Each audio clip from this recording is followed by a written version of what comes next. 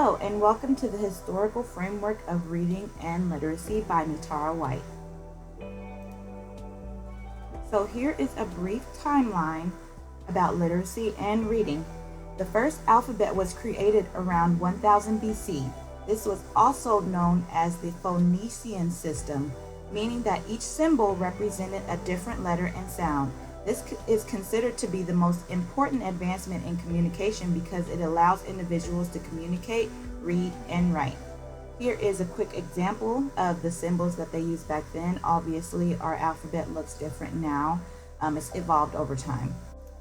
The concept of educational discipline, which also means school, was introduced between the 11th and the 15th century. Back then, we started off with universities for older individuals, and over time, we eventually developed the concept of providing schooling for youth. William S. Gray developed the silent reading assessment in around 1914. This test was proven to be the foundation of many assessments that were developed in the future. Sight work practices were introduced and included in standard reading curriculums in the early 1930s. This was also known as whole word method or look-say. The concept of dissecting and organizing a student's reading skills using scope and sequence was introduced in the 1930s as well. This helped educators to identify specific challenges and provide targeted intervention. Sight reading became popular between the 1930s and the 1960s. This teaching method involved providing books with limited vocabulary to provide students with repeated exposure to new and unfamiliar words.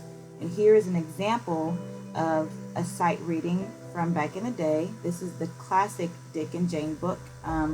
If you're millennial, you would remember Dick and Jane books in Between the Lions. It was a classic TV show on CBS, and it was pretty cool. The California Reading Framework was introduced in 1988. This program provided more challenging reading material for students on different grade levels. The main focus of this framework was to build comprehension schools. Adequate yearly progress, also known as AYP, was introduced in the mid-2000s.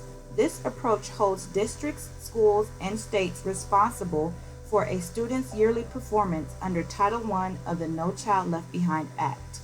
Differentiating instruction became very popular during this time.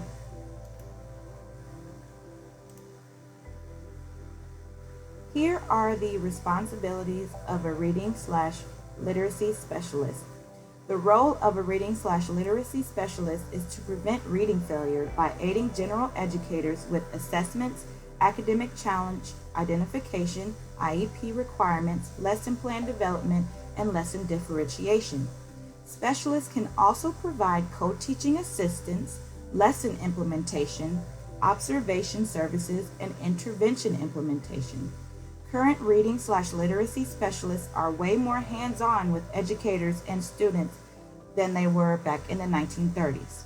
In the early 1930s, reading specialists worked behind the scenes and only observed classrooms, and they used that data to alter or change, modify curriculums based on the data that they collected during observation.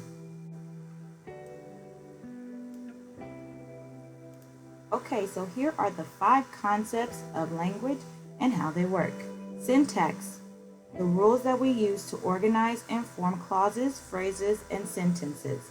Morphology, the rules that we use that change the meaning of a word.